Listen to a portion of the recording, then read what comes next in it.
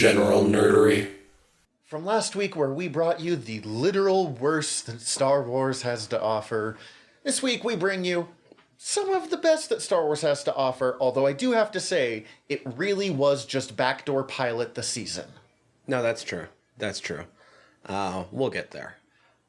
But those people bringing you thoughts is us. In case you didn't know that, that'd be weird if you didn't know that. This is General Nerdery, our podcast about liking things. I'm Zach. I'm Tyler. And obviously we're here to talk about Mando Season 2, among other things. Among other things. Some of those other things being like, before we get into all of that, because we're going to go episode by episode like we did last time, just to make it easy on ourselves. Mm-hmm. But what have you been ingesting this week? Shockingly, almost none of this show that we're about to sit down and talk about.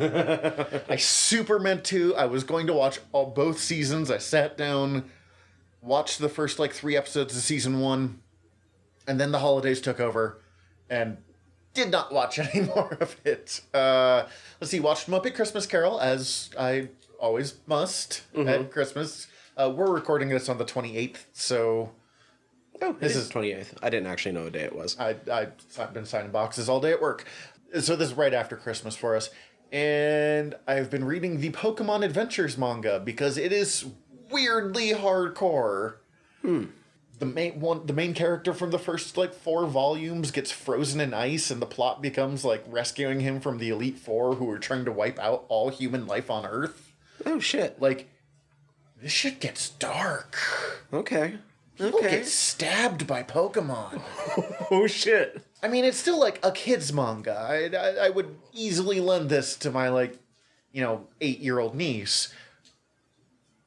But this is not the fucking cartoon that I grew up watching. It is much better. Okay. It is stupid, but fun stupid. Nice. I also intended to watch this show so that I could more easily talk about it. It was on when it came in. You have way more cred than I do on that front. That's all I watched of it this week. Oh, good. As you can see, we're well prepared for this episode. Because here's what happened. The finale for Mandalorian happened. At that same time, EA put out a video game bundle. It was $40 for Battlefront 2, Fallen Order, and Squadrons all together. You can knock out any one of those, and that's still a good price. Yeah, they sell for $50 usually. So I picked that up. I played the first 2.5 hours, maybe, of Fallen Order. The prologue and the first 2 missions of Squadrons. Haven't actually fired up Battlefront 2 yet. But Fallen Order was good enough that I was like, oh, I can't get into new games. I have something else I still need to get done. So I went hard in the paint. I finished the first DLC and the main storyline for Witcher 3, and I'm about a quarter of the way into the last DLC. It is time to get this shit done. I will admit, at first I picked it up just so that I could finish it off to get to the Star Wars titles. But you also really fucking love that game. I really fucking love the game. But at a certain point, finishing the main storyline was cool. The last DLC they put out for it, the Blood and Wine DLC, they updated so much stuff that just reinvigorated all of the playing for it for me. Even though I hoarded quite a few things throughout my playthrough, getting through the first DLC and the main storyline. When it came time to craft the new Grandmaster Witcher armors that it fucking introduces that have set bonuses, which is awesome. Yeah. Up to that point, they don't have set bonuses, but they tell you what the set bonuses are. So you're like, oh, I just got to get to that Grandmaster level. Oh, I understand the appeal now. Even with everything I'd fucking held on to, I was having to be okay, so what else can I go sell to do this? What can I break down to be able to craft this? I ran out of shit, and it was a good feeling. And I don't know. The new enemies, 2 of them are kind of similar, but they're challenging enough that it's fun. I'm having a blast just playing that game again. So that's the other thing I did. I ended up with 8 new video games this weekend. Because I bought CC Let's Go Peek. I say new. All of these are old video games. Almost all of these are old video games. But I bought CC Let's Go Eevee Pokemon, which is recreation of the first Pokemon, but it can interact with Pokemon Go and all sorts of nerd stuff that I love. Right. And she's also buying me Hyrule Warriors, but that one hasn't arrived yet. And then my buddy bought me Return of the Obra Dinn, which is actually going to be my recommendation, so I'll talk about that later. But while I was, on the Nintendo eShop to pick up Return of Obra Dinn, because he just sent me the money for it, I made the mistake of looking at the sales section of the Nintendo shop. And I now own, God, what all was it? Katamari Damacy Reroll. Oh, sweet. Which I have never played Katamari other than since I bought this. Oh. But I always wanted to. Oh, shit. I played the Xbox port, Beautiful Katamari. It came out for the PS2, which was the last time I really played much in the way of video games. Like, I never had any generations after that. But for whatever reason, it was never a game I got my hands on. Dude, rolling Katamaris is so much fucking fun. It's awesome. I played, like, the intro and was like, okay, I have too many games. I need to play other things. That I will fall into this. But I'll probably play some tonight. And then I picked up Final Fantasy 7, 9, 10, and 10-2. 10-2 just came with 10. I don't really care about that one as much, although I'm sure I'll play it. But those other three were the ones that I played as a kid but never beat. Right. I was like, well, time to invest too many hours in this. 10 might be my favorite, and I've never beat it. It's okay, the ending is pretty bad. Yeah. It's Final Fantasy. They almost never stick the landing. Yeah, I've looked up the ending. It's not great. Plot is not why I play Final Fantasy. And then I picked up a game called Oceanhorn, because they're like, oh, this is a really good Wind Waker clone. I'm like, well, I really liked Wind Waker, so sure. And I picked up Immortals Phoenix Rising. Oh, that looks fun. I have not played it yet, because I need, 2 hours on Wi-Fi to download it, and I just don't have that yet. But yeah. It was originally supposed to be called Gods and Monsters, from what I understand. And then I think Monster Energy Drink or something like that got pissy about that. So they're like, fine. It is now Immortal Phoenix Rising. And it's a terrible goddamn name. But it's supposed to be like Breath of the Wild in Greek legend. So sure, bring it on. Yeah. I've watched a little bit of gameplay from it. It looks kind of like what I've seen from Breath of the Wild. I've never played Breath of the Wild, so. Big World Explorer kind of setup. Yeah. I'm looking forward to it. It's the one I'm probably most excited about other than when Hyrule Warriors gets in. But, yeah, I still don't have Wi-Fi at my house, so I have to take my Switch somewhere. Well, there is one other major thing that I ingested this weekend, Yo. and it also can technically tie us into starting in on the news. Oh, good. I watched Wonder Woman 84. Yes, you did. And with this being our first week of the Fantastic Four of news, our recent hot off the press news is, as of this morning, Warner Brothers is basically fast-tracking Wonder Woman 3. We should say while we're talking about this, I have not yet seen Wonder Woman 84. We will be doing an episode on it in the month of January. We're just not 100% sure what order yet. I am really looking forward to hearing it, seeing it. Hearing it doesn't make any sense. I mean, I guess I will as well, but I hear the reviews started good and really quickly got bad. So my short version, we're going to do an episode on this. Yes, no, I am wildly curious what you think of this. But my short version is, I enjoyed it. There's nothing wrong with it. But I also enjoyed Birds of Prey, Shazam, Aquaman, the first Wonder Woman, all more than it. Oh, okay. Fair. I like Gal Gadot's Wonder Woman, so I'm going to be probably enjoying myself. She's breathtaking in all of it. Oh, yeah, she's Gal Gadot's Wonder Woman. But I, as much as I did like it, like everything else that they've done lately, seemed to do it for me more. And that's even with Pedro Pascal being in it.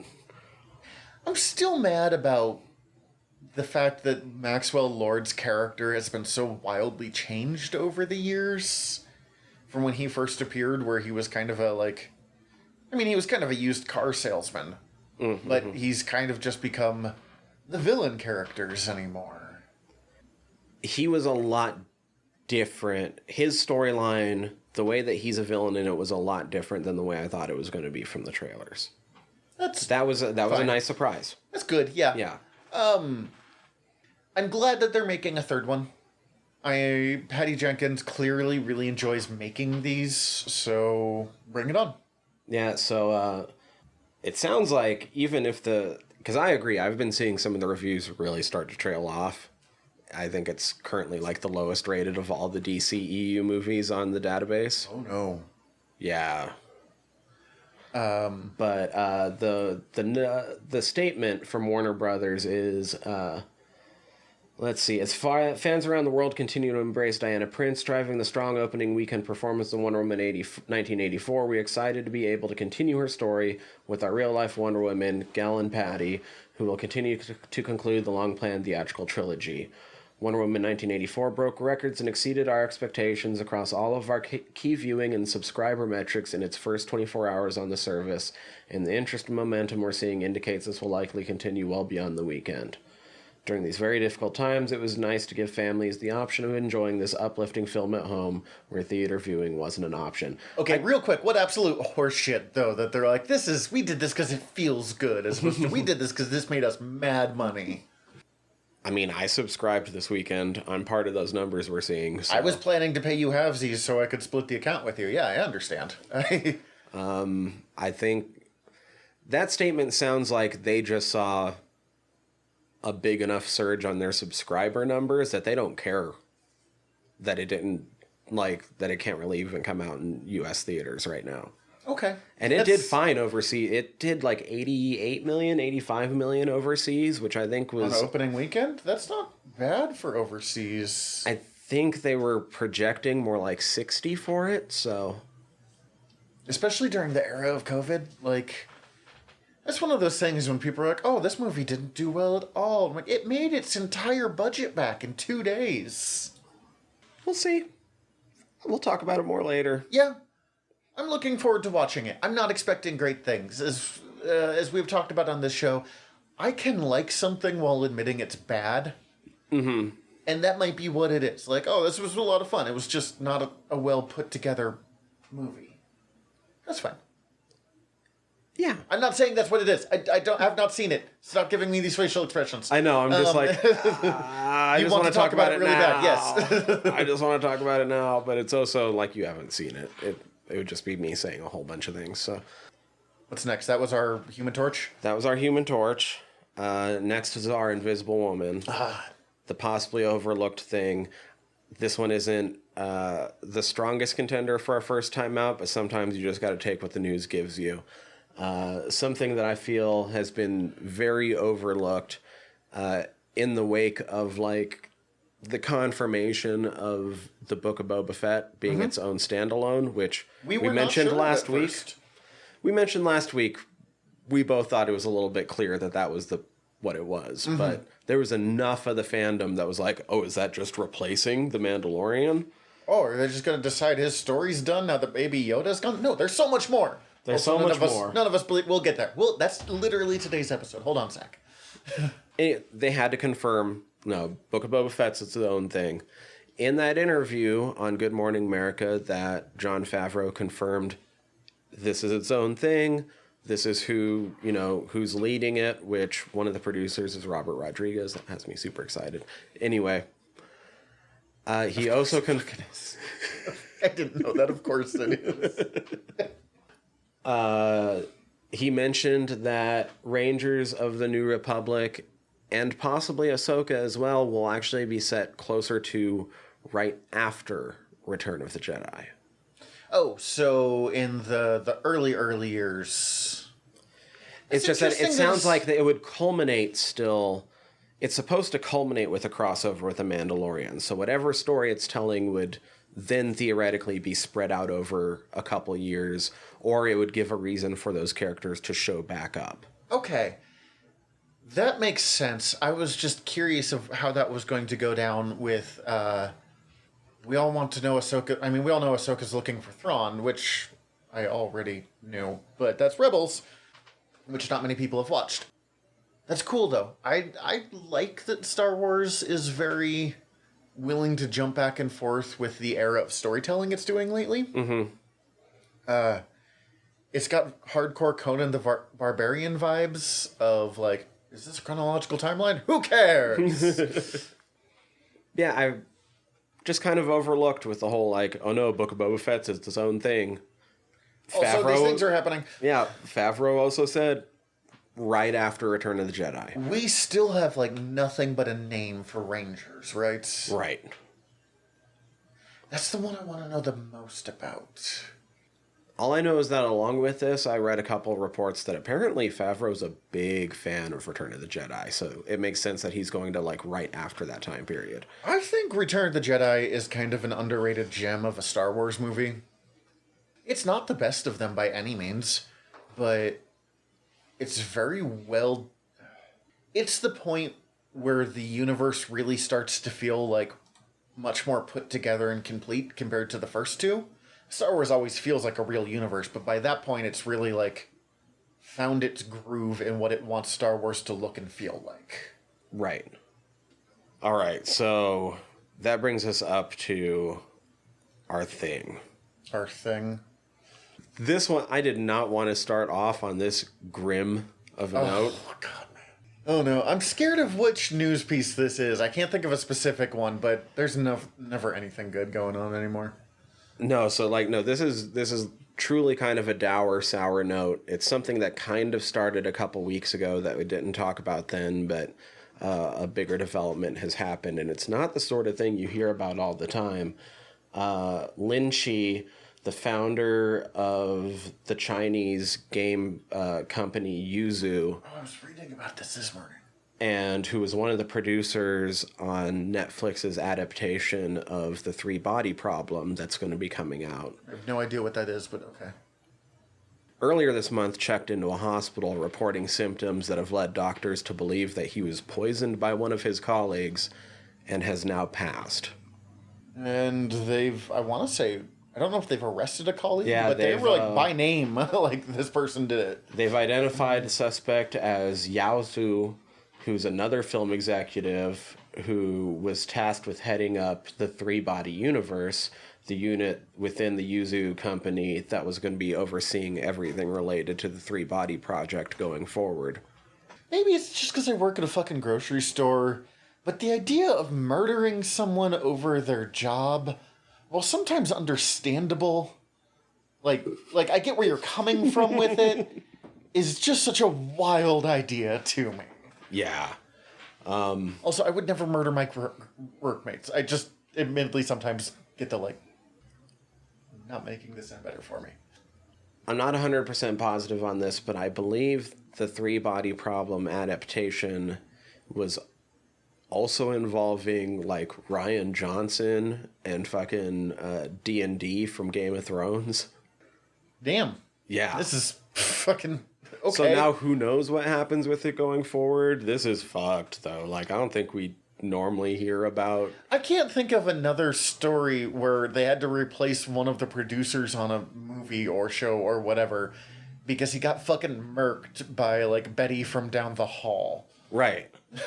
Right. So that's it's a grim one, but that's our odd one out for the week. That's our thing. Also, I apologize if I sounded a little blasé about this man's life. It legitimately sucks this happened to him. It's just sounds so much like a soap opera that, like, I don't know. Fucking. And then I decided we would finish off this week with our Reed Richards, our Dr. Richards, our science story, because this one is just kind of neat and definitely uplifting after a dude gets poisoned by his colleague. Yep. A new pod/entire population of blue whales has been discovered in the Indian Ocean. I was reading about that. That's so cool. Oh my god, head's falling off. Sorry.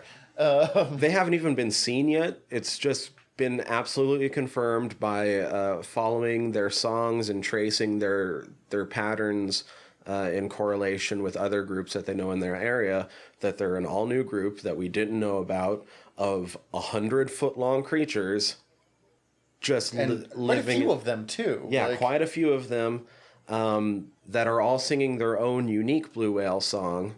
There's only a little over a dozen unique songs that have been documented for blue whales. And so now this opens up a whole lot of other questions. How did they get separated off for long enough to come up with their own song? Is it different enough that it causes them problems with interacting with other pods? Like, holy shit, that's cool. There's so many more blue whales than we thought there were. Is it different because it turns out they're actually their own subspecies? Which, because we haven't even seen them yet, like, we haven't been able to gather any DNA to figure that out, like... But there's an entirely new population of blue whales that have just been hiding out there that just through listening we were able to find. This is one of those things that makes me think about that. I don't know if it's actually a real fact or just something that we've been taught for so long, but we know more about space than we do about what's in our oceans. Which kind of makes sense. It was a lot easier to look up into space a lot earlier than it was to, explore the ocean deeps. Which is like, oh yeah, just a bunch of monster-sized things. That you didn't know, but that's so cool. Yeah. Wildly outside of my, knowledge zone, but so cool. So cool. God, and I just kept trying to imagine the size of those fuckers. It's so big. Like, I find moose to be unstartingly big. Well, yeah, moose are horrifying. But they're also tiny. I get what you're saying. I'm a little scared of the ocean. Yeah. Mostly is... And I think it's because I didn't grow up around it. Like, I was in Portland when I was a little kid. And then here, ever since, we're a long ways from the ocean. I'm not that strong of a swimmer. The idea of... You're in the water and there's nothing beneath you for a few thousand feet in a few places is a little overwhelming. Also, I don't even like crawdads of a sufficient size. But they taste so good. I actually really do like ocean creatures. People are like, oh man, it'd be so good to swim with the whales. I'm like, no, you would die. Yeah, see, I would draw the line at swimming with the whales. I'm not completely afraid of the ocean, no matter my crack about the crawdad. I've went snorkeling and shit and had a great time. I feel like I'd be less scared of the ocean if I actually spent some time around it. Mm-hmm. I love bodyboarding. I've went a few times in my life. I enjoy aspects of the ocean, but there's aspects of the ocean that utterly scare the shit out of me. So they released that movie. God, it might have even been 10 years ago now. About two people that fell off a cruise ship and are stuck alone in the middle of the ocean, with a buoy between them. No, thank you. That is what I think of too often when I think of swimming in the ocean. That's kind of why I want to go scuba diving. One of the times, that is especially, I do not like the thought of being just stuck out there. One of the times out bodyboarding with my dad, me and him had to get the fuck out of a riptide before it got us out to sea. Oof. And that was scary enough. I've never been so tired. Yeah, I imagine. But anyway. But whales! Yeah, whales. We found, dude, and not just small whales, giant fucking whales. The biggest creature that's ever lived on Earth. Oh, that's so cool.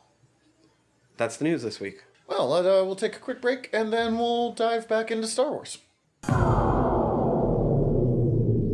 Sorry, I have to admit, because we did the previous 2 Mando episodes with Yui, when I realized we were just doing you and I for this, I was like, I kind of feel like I'm cheating on them. I know. I've already resolved in my mind that I'm not going to give this episode a cutesy based off of a Western title. It's going to be a lot more straightforward. I have to save it. I have to save those special episodes for with Yui.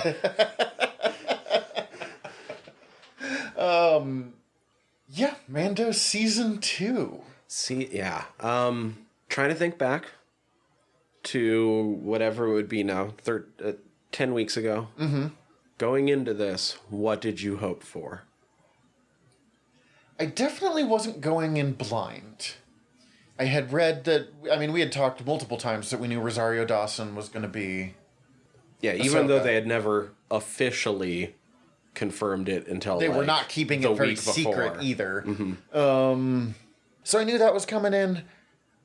I was expecting it to be much more like focused on the new quest as opposed to kind of a still quiet it's not really introspective, but like the continuing quiet from adventure to adventure. Mm-hmm. Trying to think. The one character I really expected to see again, I didn't see. Well, I knew I was going to see Cara Dune and Grief Cargill. No, yeah. But I really thought we were going to see the Armorer again at some point. Same. Only like once, but... Yeah, I guess going into the season, I thought the Armorer and the remnants of his group were going to play a bigger part. Or any part. Yeah. I don't know. I'm pretty on the record that I hoped this season would see the end of... This season, like, delivered a lot of things for me. Like, I think all of my hopes, I don't want to say I called the season, because it did not play out in a way that I at all expected. But most of the things that I wanted to see come to pass, I think came to pass this season. I've been thinking about this a lot. I think as a standalone piece of television, the first season is better. I think as a thing that is growing Star Wars in a way that is exciting to me, and as a fan is something I really enjoy, this season was better. Like as a piece of Star Wars growing the universe, this one does a lot more. But I wonder how much of this is easier for me because I have seen all the other stuff that goes with it. Mm. And I think it's sometimes a little stronger when you can just watch the thing and understand what is going on. You know, I think I could have gone into Mando season 1 largely clean of any knowledge of most of Star Wars. Yeah, of a lot of expanded Star Wars and been fine. With season 2, part of the reason the things landed so strong for me was because, holy shit, that's Ahsoka Tano, or holy shit, that's Boba Fett, or, oh man, that's Vanth Cobb. that one landed way smaller, but was still like... I mean, with, I believe it's Cobb Vanth. Cobb Vanth, thank you. That's right. I mean, with the mention of him, we can just go into talking about the episodes, because... Yes. That's episode 1. Well, chapter 9, The Marshal. You can tell that he worked on Avatar. That not Jon Favreau, but that Dave Filoni worked on Avatar. Mm. Similar, like, this is a book. The official premise is the Mandalorian is drawn to the Outer Rim in search of others of his kind. But in actuality, this is the one where he goes back to Tatooine and he finds Cobb Vanth kicking back in Boba's armor. And he fucks shit up, yeah.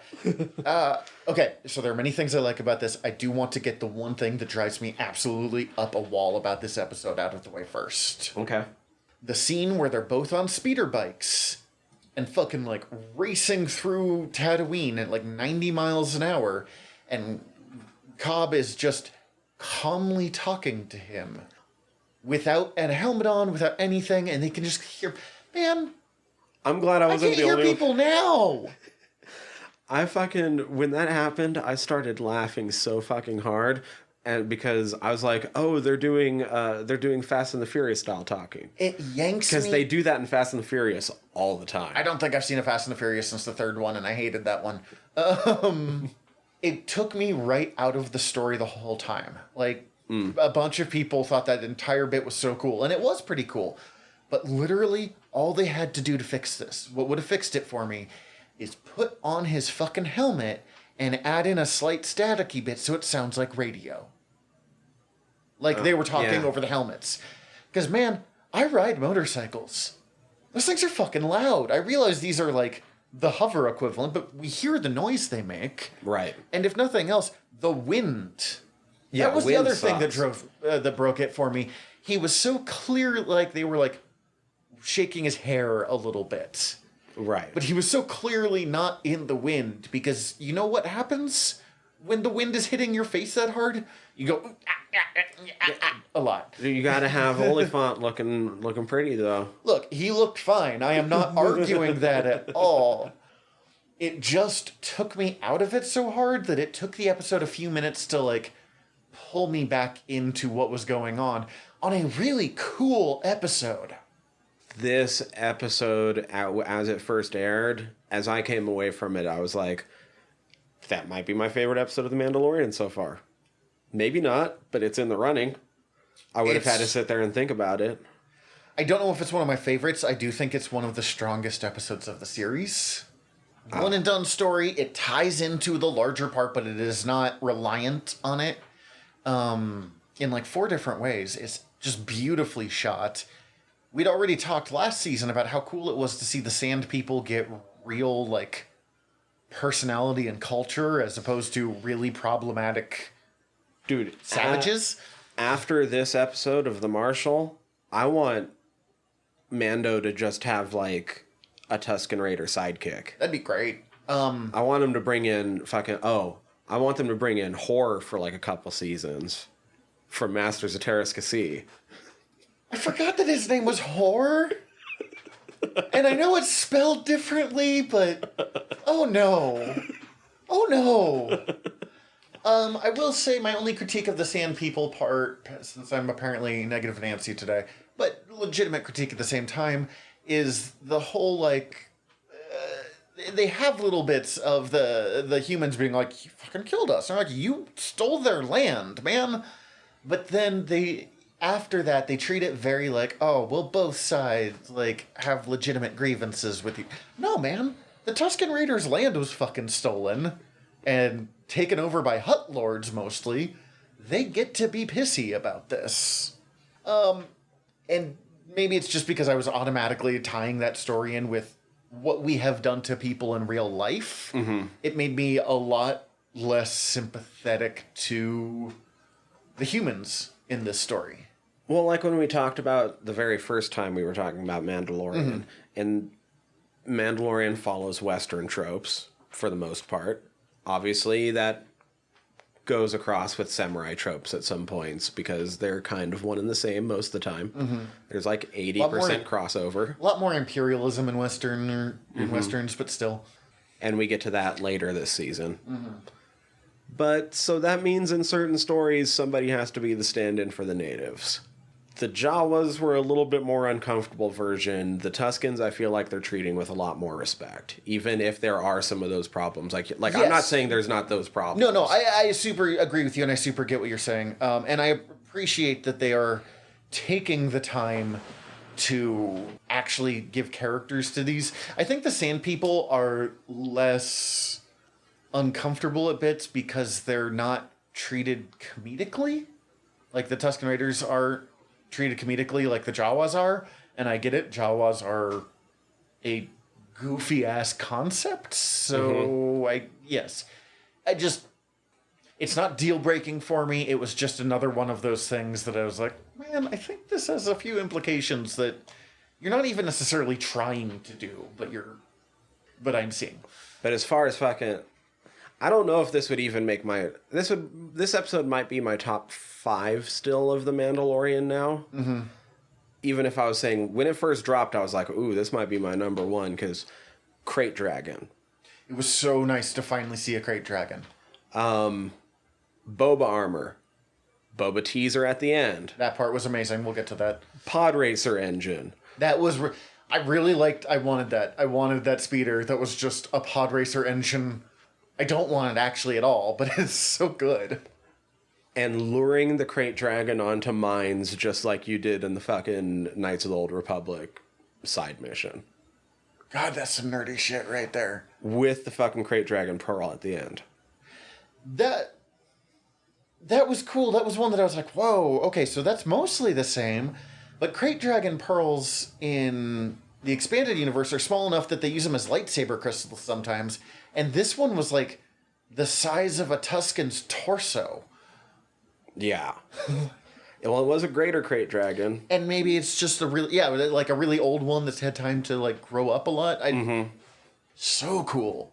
The whole thing. And getting to see this is the first time...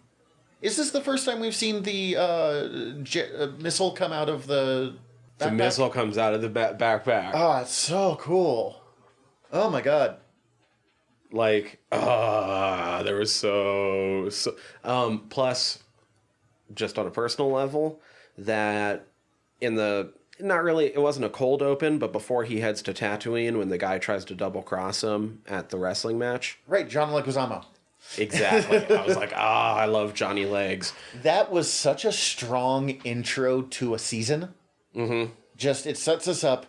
We still see how hardcore Mando is capable of being. Because I was watching, because I had read a review before we did this saying that Mando has grown almost not at all. And I don't think that's true, especially because I watched the first couple episodes of season 1, and he is way more hard in the first season. Well, and he doesn't really have a problem with droids anymore. Doesn't really have a problem with droids anymore. He doesn't carry his disintegrator gun anymore, which I'm kind of bummed about because I loved it, but like it's not nearly as... I mean, he had it with him fucking everywhere. That's also partially because it got destroyed. Well, yes, but still, I mean, even before that, he wasn't using it nearly as often. Yeah. He's much more like chatty with the kid. Yeah. Also, I don't know if they just were more confident with what they could do with the puppet or if they just upgraded the puppet, but I feel like he was moving around so much more this season. I agree. Another cool little cameo in that. Mm-hmm. W. Earl Brown played the Weequay bartender.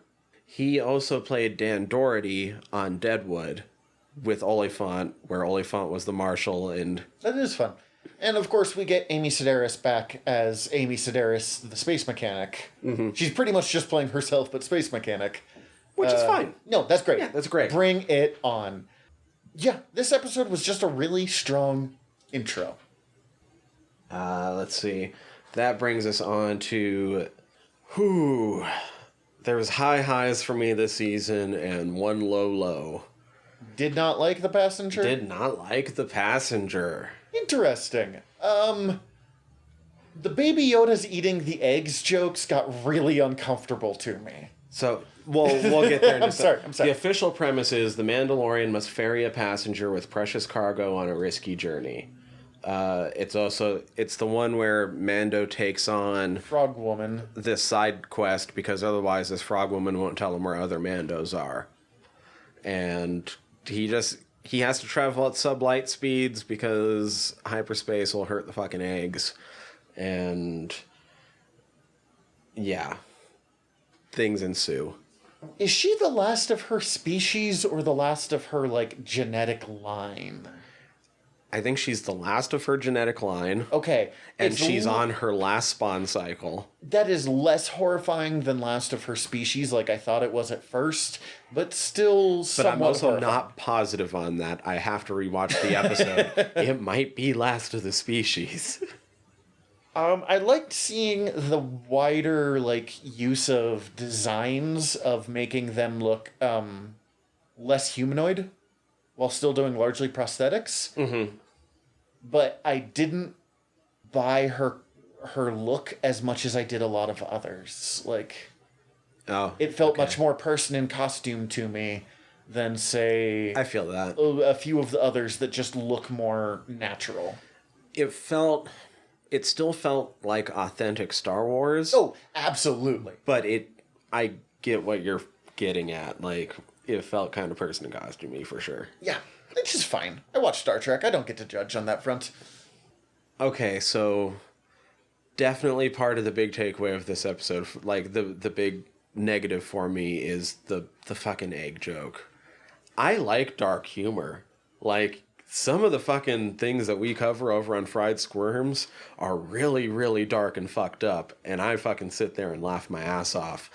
I would have thought that this was an amazing dark comedy joke if Grogu would have ate a couple of the eggs, then we heard the story. That's the funny bit, dark comedy, but that's the funny bit, and then he stops. But after we find everything out, every fucking chance he gets, it's the cutaway joke. Yes, it was overused. Because at first I was like, oh, fuck no. Oh, that's funny. And then I'm like, oh no. He might be committing genocide. I don't know here. Right. The first 3, maybe first 4 episodes of this season all suffered from the same little negative to me, and they all felt like half steps. Yeah. I think if we got more than 8 episodes a season, it would have stuck out less. Mm-hmm. You know, take a couple steps to get going, but like, I don't know, I wanted wider adventures. So I get what you're saying. The monsters were kind of cool. They are almost identical to a similar species from Rebels, to the point that Cece and I spent a long time debating whether it was the same species or if it was like an offshoot species. Like, are they related somehow? Yeah, what is the name of that species? I know that they said something. Something spider. Yeah. It's based off an old Ralph McQuarrie design. Oh, okay. Yeah, I saw. Yeah. It is one of the like last Ralph McQuarrie designs left to go with. This was also the first episode this season, directed by Peyton Reed, who has done the Ant-Man films. He also did the finale. Oh, I didn't know that. Yep. I don't know. Has he replaced Taika? Or because Taika's not involved with this season. Yeah, Taika wasn't involved with this season. I don't know. I know that Bob Rod directs an episode later on, and he filled in for somebody that had to back out due to fucking scheduling and shit. Oh, okay. But I don't know who he backed out. I don't know who he filled in for. Overall, this is probably the weakest episode of season 2. I don't think it's bad. Like, I don't dislike it like you do, but it's... Yeah, for me, I was like, nope. It was just kind of there. I will rewatch it in, like, season watch-throughs, but I doubt it will ever be an episode that I'm just like, oh, this would be a fun one. I thought it was cute that they basically had fucking Grogu eat the alien from Aliens. Yeah, that was great. That was cute. I did think that was I really liked that. And this was the first episode where it started to really get my hopes up that we were going to lose the Razor Crest this season.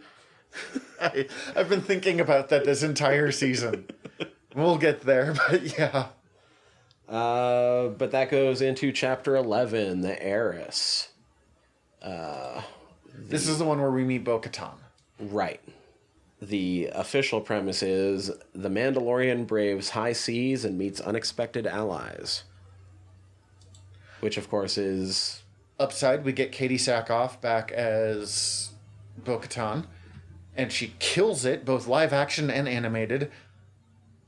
Downside, her wig to make her hair look more like it did in the cartoon looks funky to me. Not terribly funky, but just it looked... Something about it stuck out a little bit to me. Bo-Katan is not my favorite Mando. I do like seeing her because she always... I mean, she clearly cares about Mandalore.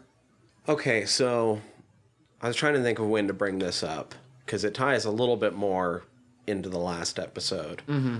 But as we're talking about... I'm not as familiar with her. And seeing as we're not going to shy away from spoilers once we get there... In case you haven't noticed yet. Should I want her to be Mandalore at all? Because I kind of don't care at this point. I don't want her to be Mandalore, but I think her arc is really interesting. I think she would be a great fucking right-hand man for Mandalore. Okay. But she has no right to the Darksaber. She has zero right by the laws that they set down and the laws that she seems to be following here. She never wins the Darksaber in combat. Satine Kryze from Rebels wins it in combat and gifts it to her because she decides that Bo-Katan would be better suited to lead Mandalore because Bo-Katan's entire existence is about protecting Mandalore, while Satine had... Sabine, sorry. There's a Satine and there's a Sabine that are both Mandalorians. Sabine was also a major figure in the early rebellion. Mm-hmm. I think she would be a great, like, right-hand man. Or what's that Game of Thrones title? The Hand of the King or something like that. Like, I think she would fucking kill it in that role. But as Mandalore itself, ruler of Mandalore, I don't think she has the right, and I don't think she is able to keep people in the same way. Like, she's... Because when it gets to the end of the season, I was sort of sitting there like, I don't know enough about this character to know, like, am I supposed to be conflicted right now? Because I honestly don't care. I don't care if she ever gets it. I care what happens more to the leader of Mandalore and who becomes the leader and what happens to the Darksaber than specifically Bo-Katan getting it. I do want to see... I want to see Bo-Katan get to see Mandalore strong because she's been fucking working for it. Although historically, she makes the wrong decision every time.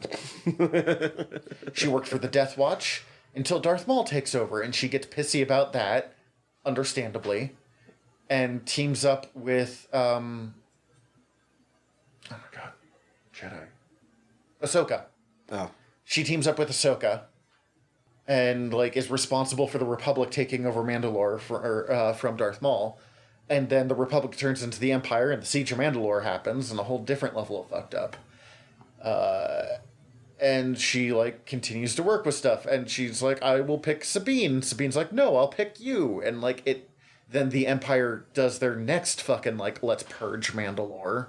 Mm-hmm. Like, it never fucking goes well when she makes the choices.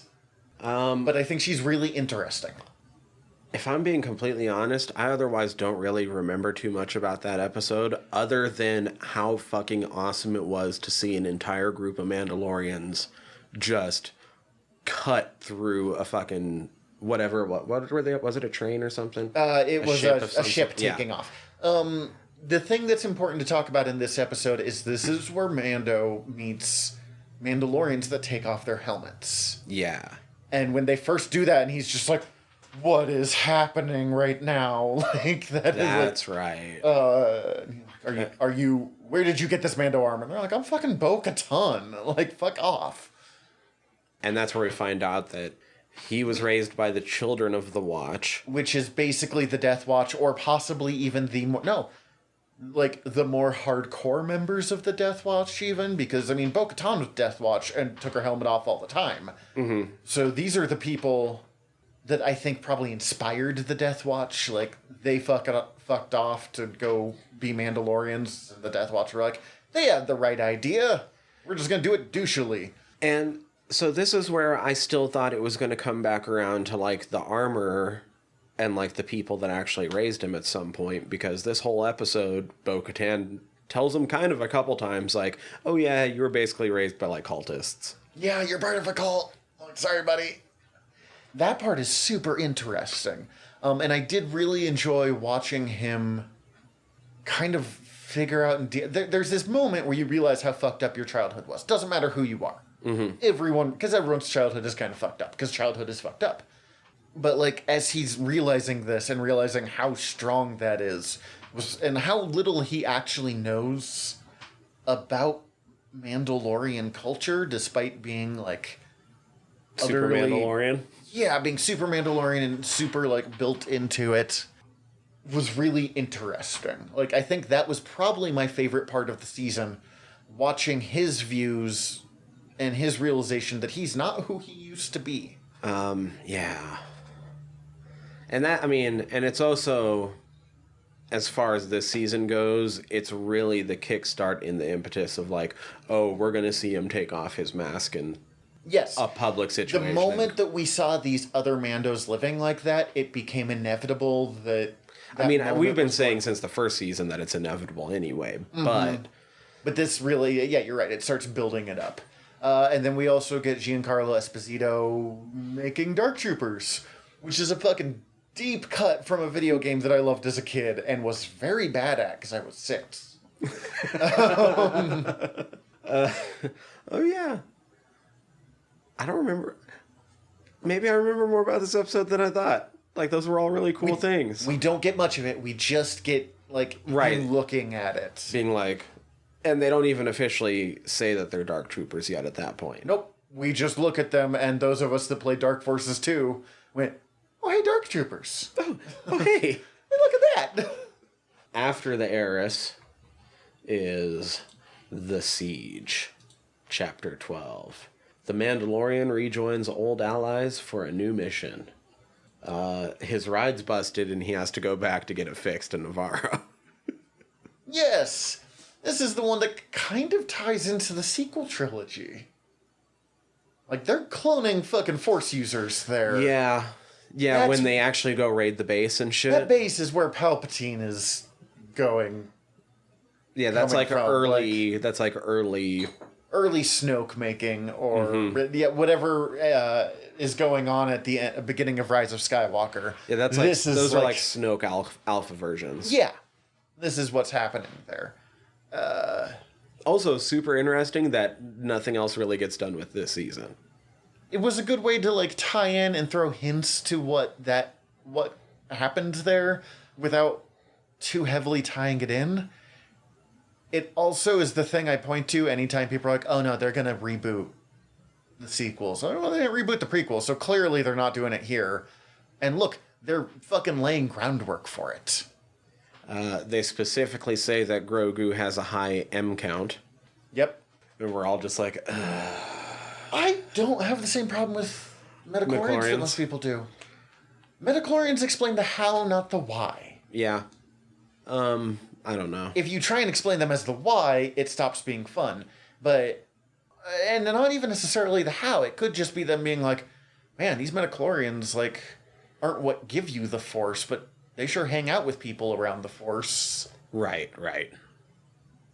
I also get why people want it to be mysterious. I am definitely someone that thinks you don't always need to solve the mystery.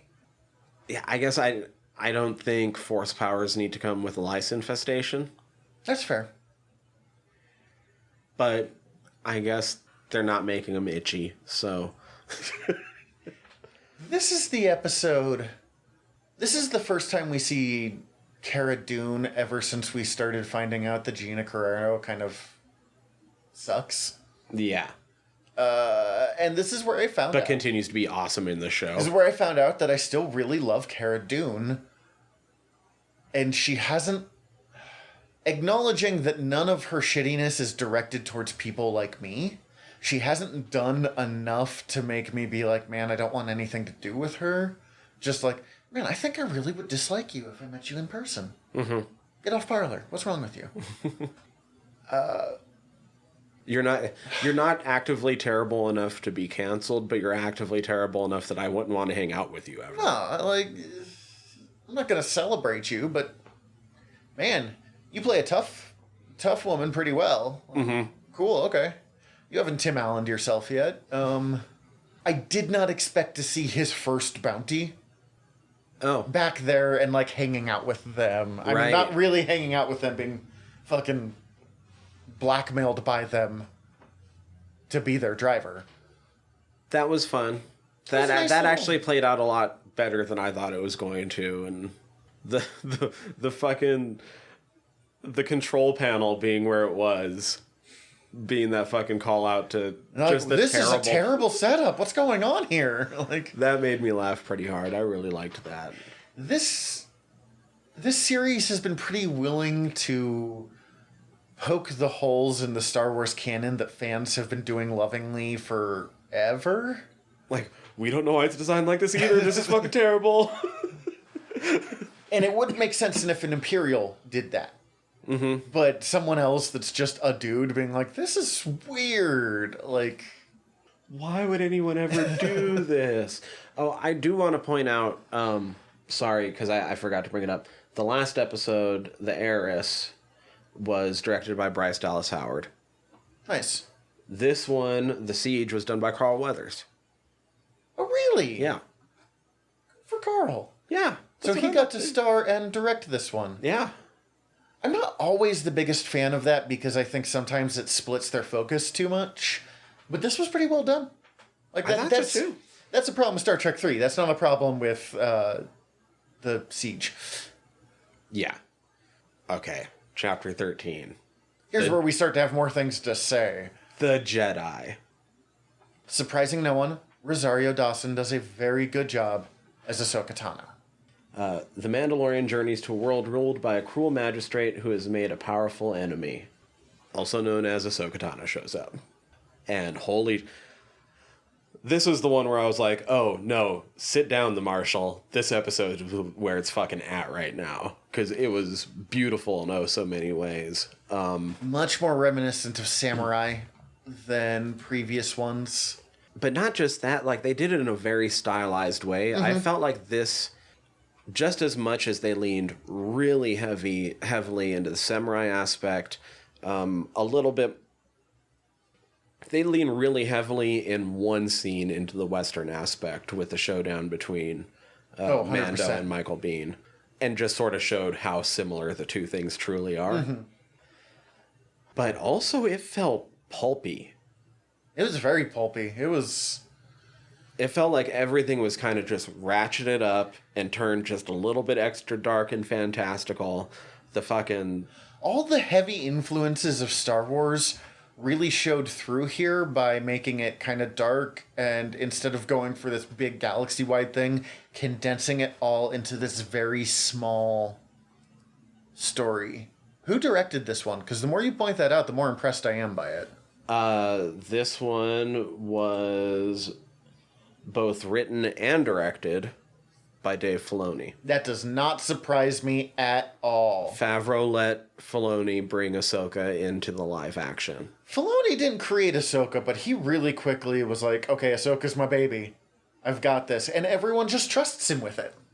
The way he shot that city and the lighting and everything about the atmosphere that this episode brought, a fucking Conan story could have just been easily happening in that city. Change up a little bit of the technology so it's, arrows instead of blasters. Or just swords. Would have been perfectly fine. That fight she has with her 2 lightsabers versus the Cortorsis spear. Beskar spear, thank you. So cool. She was 100% just playing with that girl. Or with that woman. Like... That fight that she had, they made it very good, but considering the fights that we've seen Ahsoka have, I'm like, come on. Like, Ahsoka, stop fucking around with this lady. I heard I saw one, I don't necessarily how much I really buy this. I saw one person trying to explain it away as best they could, that it was a little bit more even than Ahsoka just fucking with her.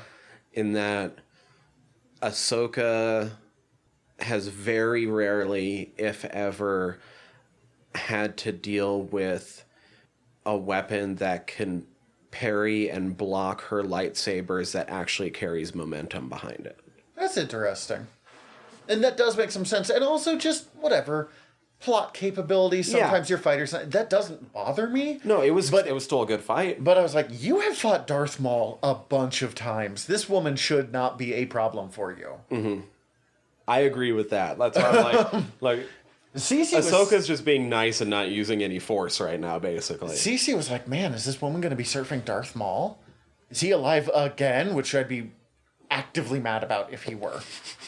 Because his end in Rebels is so good that I was never super on board with bringing him back anyways. But his end on Rebels is so good that I don't care. But bringing him back again, I would have been like, nope. Fucking calling shenanigans on this one. But we get Thrawn. Or not, we don't get Thrawn, but we get mention of Thrawn. We get mention of Thrawn. We get the official name. I've already been using it this episode, but Grogu. Before we dive into that, I do want to say the one thing that disappoints me about this. And it's not this episode's fault. It just means one thing I really wanted I'm not going to get because of the route they're choosing to take. At the end of Rebels, it really seems like it's going to be Ahsoka and Sabine going on Girl Power Adventure Hour to track down Ezra Bridger and Grand Admiral Thrawn, who both disappear at the end of the series. And I really wanted an animated version of that. And I'm super not fucking getting that, which is too bad. But what I'm getting is going to be pretty fucking cool at the same time. Grogu's growing on me. Not my favorite name ever, but... It was time to name the child, and I don't think... I'm glad it wasn't a Y name. Yes, I am too. And I don't think there was really a win available there. Grogu is perfectly fine. It is not a Y name, but it still sounds similar enough to kind of whatever language is making names like Yoda and Yaddle. Yeah. That it doesn't feel wildly off for me. It's good to see the kid have a name and stop calling him Baby Yoda. Like, I know they tried for the child, but that didn't really work. And also, it just lets him have more personality when you let... there's a reason we have names. Like, it makes him feel like more of a person. Mm-hmm. It gave us one of the cutest scenes ever in anything Star Wars, with Mando simply saying Grogu and holding up the ball. Oh, yeah. And then holding up the ball, because he's like, maybe, I don't know, maybe if there's something he cares about, and he's like, yo. And then I just love that he says Grogu again just to get him to turn his head, and he just starts chuckling about it. He's just Grogu. Yeah. So he almost gives like a Seth Rogen chuckle. Just I'm a dad now. This season has been doing... One of the earlier episodes, he had Grogu trying to, like, plug in wires and stuff, and that was a fun interaction bit. But this was the one where you really... You see the affection he has for the kid. Like, we've seen kind of the loyalty and the protectiveness and stuff before. But here is where you are starting to see them as, like, a team, if that makes any sense. And I think part of it is when you give Grogu more character, you make the relationship between the two of them stronger. Also, like, I don't know, like, Filoni's influences exactly, but just going back to the way that city was shot it reminded me so heavily of the booby-trapped city in Takashi Miike's 13 Assassins, and that is one of the highest compliments I can give, because I think Takashi Miike is just on another level. So the fact that I was sitting there, I'm like, 13 what? 13 Jedi? I'm in. Fuck, that'd be cool. Was that a blaster shotgun that he had, or was I imagining that? Like, I swear I saw, like, scatter shot at one point. Maybe. That I could have told you if I would have rewatched it this week like I meant to. Yeah, guys, we did not prepare well for this. This is on us. That was, like, I thought that was the highest that The Mandalorian would bring me. And then the next episode gave me Chapter 14, The Tragedy. God, that's cool. The thing that excited us most immediately is going to Tython. Tython, you've played Knights of the Old Republic. Yeah. Did you ever play Old Republic? A little bit, yeah. That's the planet that the Jedi start on. The good guys, the Republic side starts on. Right, It's Tython. okay. In the original expanded universe, Tython was where the first Jedi were formed. Before they were even the Jedi Order. The Jedi, which were more like a balance-obsessed group. And then Octo, from the sequel trilogy, had the first Jedi temple in the sequel. So we didn't know if Tython even existed anymore. Right. But we'd always been really fond of it as a planet. So it was so cool just to see that it still existed and see what was going to happen there. And we didn't get anything that made it special other than this one little temple place. But it was still... Well, and yeah, that's true. You didn't get much of the actual planet. Here's what blew me away right from the get-go. Coming off of the Jedi, we're told, by Ahsoka, this is what Grogu has to go do. You have to go to Tython. He's got to choose whether he's going to use the beacon or not. Call out to a Jedi, and maybe somebody will show up. Mm-hmm. It sounds like she's giving what the rest of the season is going to be. And then you're at all of Tython those things happen, but none later. of the way that you were expecting it to be either. Yeah. Also, just straight to Tython. Did he already have the tracker in his ship by this point? I think it's the episode before that the tracker gets put in. Okay, yes. I just wanted to check. Well, and here's the other thing. I didn't think this was going to be an important episode because I'm like, okay, there's only 2 episodes after this. Mm-hmm. We just got, which are going to be, probably the biggest 2 episodes of the series if it's anything like last season. This will be a quick standalone episode before we jump into the endgame. Right, especially because this is also another guest director. You have Robert Rodriguez directing this one. Did not know that. That makes sense. who, if you guys don't know who Bob Rod is, did like El Mariachi, Desperado, Spy Kids, Sin City. I fucking love that Spy Kids is in the middle of that. Shark Boy Love Girl 3D. His period of time where he's like, I'm going to make fucking superhero movies for my kids. All right, cool, that's fun. Let's go back to Grindhouse. Like, right, because he did, what was his Planet Terror of the Grindhouse? And then more recently, Alita Battle Angel. That was also good old Bob Rod. I fucking love Robert Rodriguez. I know you do. You are built. Everything about you is built to love Rob Rod. But this was one of my favorite episodes of the season. Not just that, the director of photography on this episode is a guy by the name of Dave Klein. He's the one that started with Kevin Smith. He did Kevin Smith's first 8 movies. He also has done a lot of other stuff. Like, he's a really good DP. But Clerks is where he got Clerks started. is his start, yeah. Yeah. Because I remember reading Kevin Smith being like, holy shit, my buddy! For an episode that is remarkably plot light, like, most of this is just, let's kill stormtroopers now. Mm-hmm. That is in no way a critique, either way. Just getting that out there. This is probably my favorite episode of the entire series so far. Top 3. Meta reasons, of course, Bob Rod and Dave. Return of Boba. Badass dad bod Boba. I recognize that Tamura Morrison did not play Boba Fett in the previous, like, I mean, I know he played Jango, but he didn't play, like, Boba Fett in the sequels. But I wondered at all if it was weird to talk more in your, like, first 5 minutes than Boba Fett has in the entirety of Star Wars before this point. Because, I mean, even in, like, Attack of the Clones, he mostly just went, Dad! Yeah, that's true. Also, I really love the picture of all 3 actors who have played Boba Fett together. Like, him and Logan something, and the guy that died recently that I'm sad about. Yeah. Fennec Shand, alive. Thank fucking God. Last season, we talked about this, that I thought it was such a waste to get her. Also, Fennec Shand is going to be showing up in the Bad Batch. Really? Yeah. I did not know that. That's cool. Fennec is so cool in this series. Gaffy stick. Lethal as hell. I have made gaffy sticks before for Belagarth, for my wacky bats. There's not, like, they're not technically legal to the rules, but I took all, like, the safety rules and made one, and we're like, anyone mind if I play with this? Grizz, who was on our Avatar episode, fucking hates it. But even I messaged him being like, hey. He's like, yeah, it looks really dangerous. It's so cool. I've always loved the design of the gaffy stick, and this shows that, like, oh yeah, that's a real thing. I want to make one when I learn to forge. And then Razor Crest destroyed. The moment that happened, both Cece and I are like, well, Tyler's going to be happy.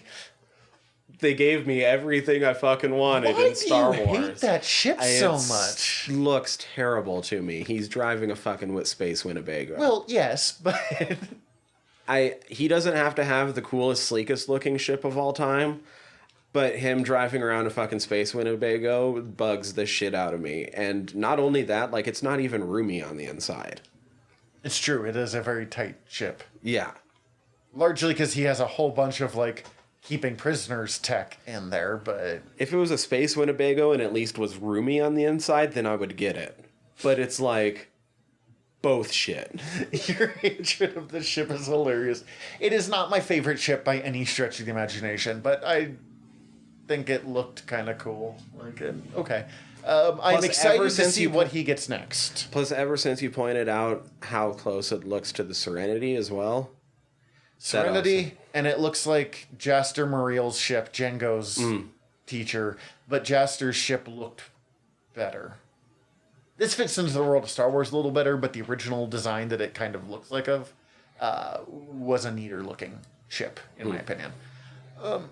I'm sad that his phase rifle got destroyed, though. The phase rifle got destroyed as a bummer. It was kind of fun to watch him just pick up the Beskar spear, and I'm like, yeah, man, that thing was fucking meant. I don't believe in destiny, but now that we're in Star Wars, you were chosen for this spear. Yeah. I also just like seeing it, I mean, it's not just a normal spear. It's fucking Beskar. But in the world of Star Wars, it's basically just a normal spear. Like, it's not a fucking light weapon. It's not a vibro weapon. It is a spear. In the world of laser guns, he's just like, stab.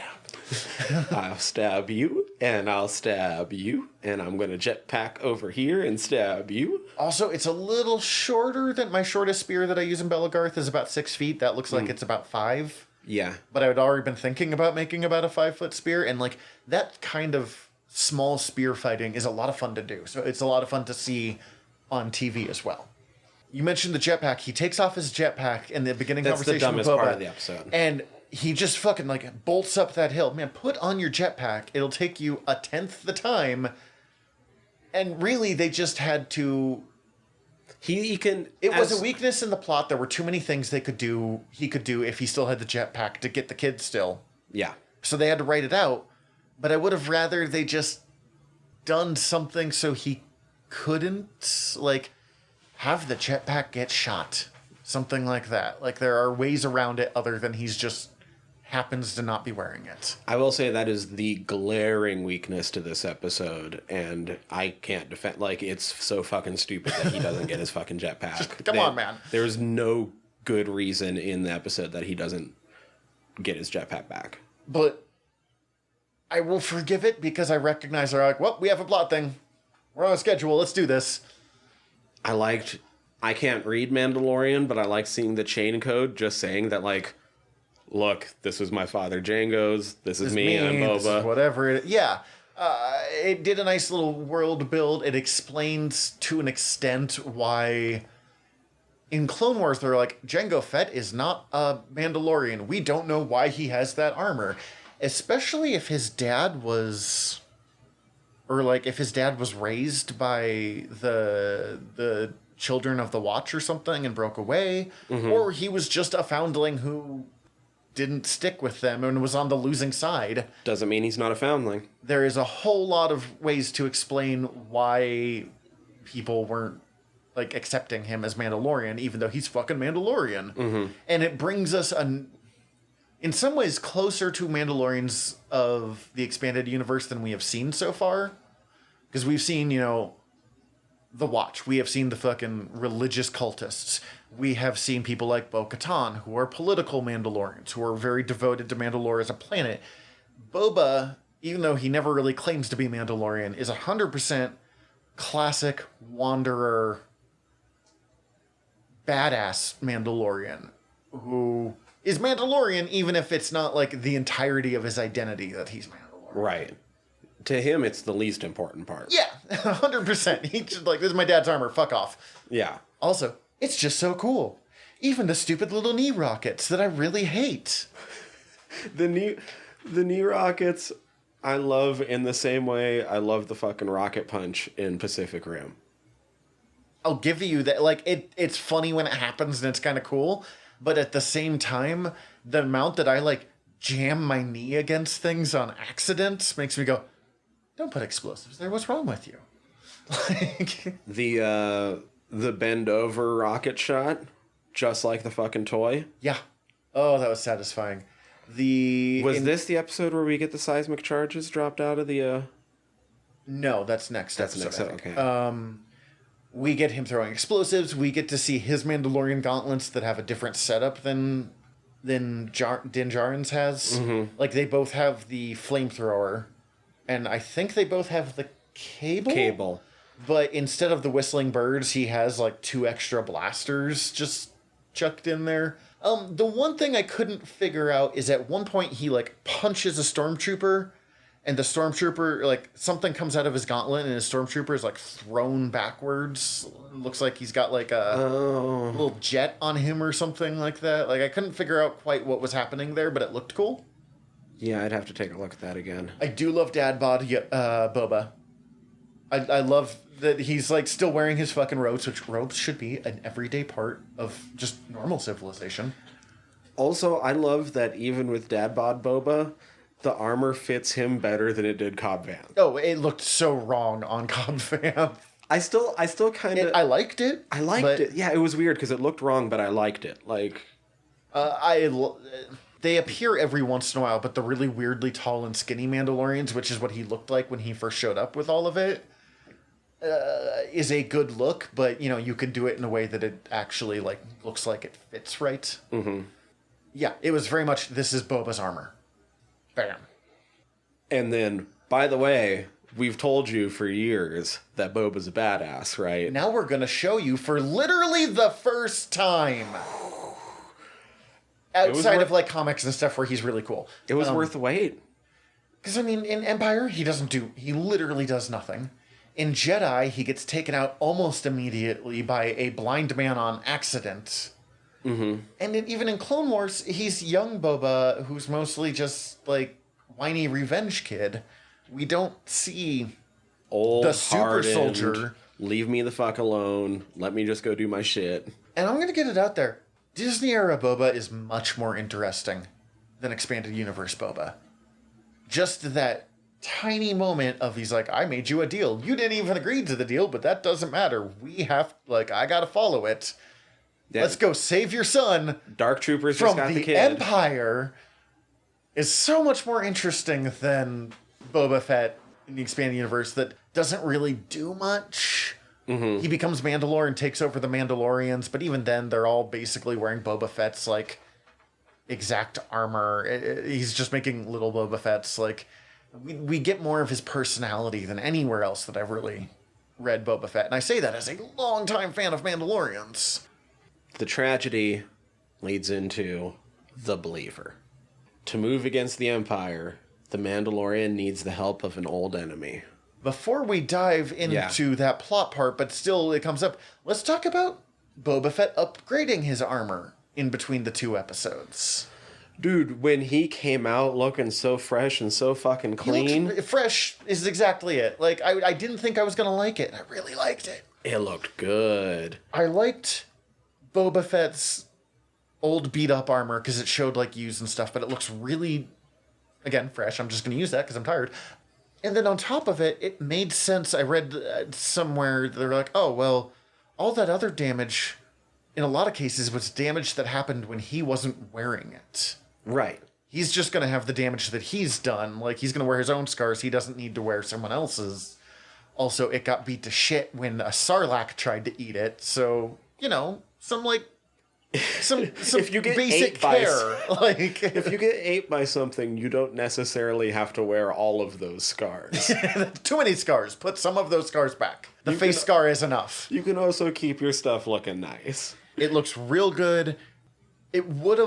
You couldn't have done, just because Tamura doesn't have that build of what Boba had in Empire. Mm-hmm. Which, one, he's just an age where it'd be kind of weird if he had that build.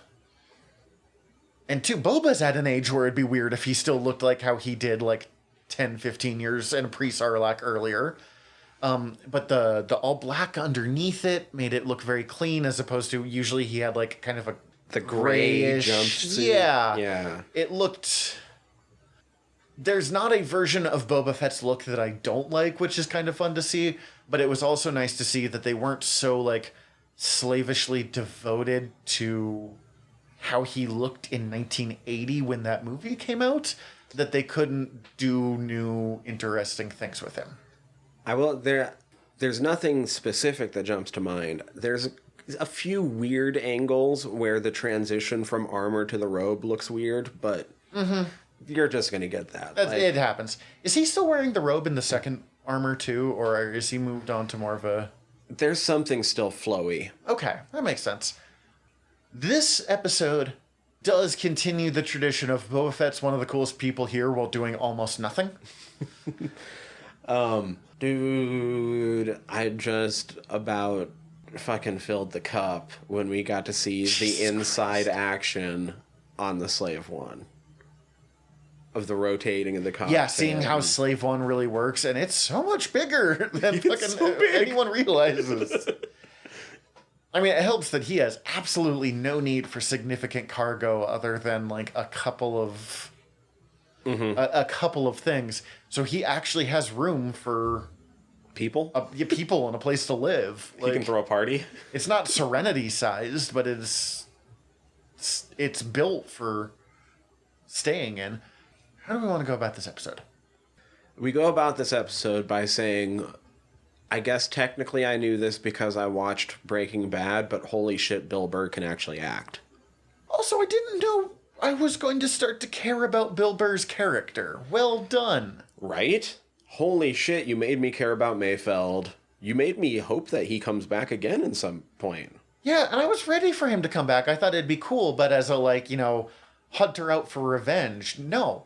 I kind of want him to join the crew at this point. Yeah. He was amazing. This episode manages to make you happy to hear the sounds of a fucking TIE fighter. Yeah. Also, it brings the Juggernaut tanks back into existence, which is cool. Those things have existed since the 90s. And they keep being like, oh, we don't know if these count anymore. And then, they slip them in. And then, I don't think they're in Revenge of the Sith, but they were in a cut scene or something like that. They might have shown up briefly in Revenge. Fennec and Kara both get to be badasses. Yeah. This episode and the next where we get the kind of girl power squad that shows up, super satisfying every time it happens. And doesn't feel out of character like it does sometimes when that happens. But holy shit, this episode. Also, another one that's a weird holy shit moment because you get Din taking off his helmet, and once again, it's not happening under Favreau's watch. This was directed by Rick Famuyiwa. This one was interesting because this is the one where we really start to see how much he's changed. How much he's changed is really showing through here in ways that it hadn't before. One, just what it means for him to be a Mandalorian. Because in the first season, if he had taken off that helmet before, when IG-11 did it, he just wouldn't be a Mando anymore. I doubt he would have let himself put it back on. In this case, he's like, no, this is just what has to be done. No, I'm a Mando now. Yeah. I'm still a Mando, fuck off. And I appreciate that we had Mayfeld there because we needed someone who could call out these changes on him without being too loyal or too understanding of him, but someone being one saying, maybe it's not that big of a deal, but also being like, you fucking hypocrite. You put on a different helmet. That's not what your fucking creed says. When you get one of the... Earlier, we pointed out Bo-Katan gets in, one of the first big hammer blows to, his Mandalorian identity. Dude, you were basically just raised by a cult. And this one, Mayfeld has the fucking... just throws another haymaker at that with the... Look, all I'm saying is that you're born on Mandalore, you believe in one thing. You were born on Alderaan, you believe another thing. And guess what? Neither of them exist anymore. Yeah.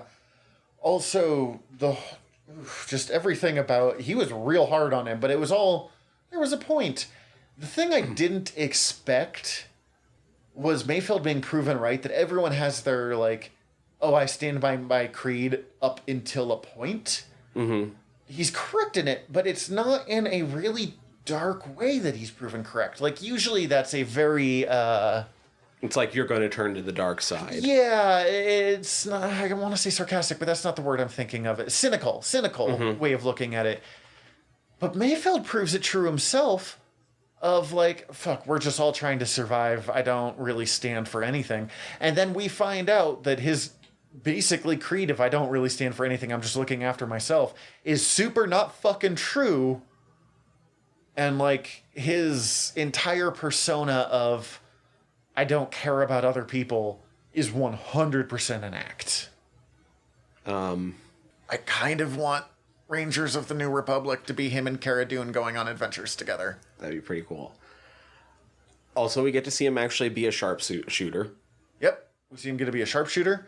We get to see a lot of stuff without just the admittedly super cool third gun that he has in his first appearance, which I wanted back the entire time. The officer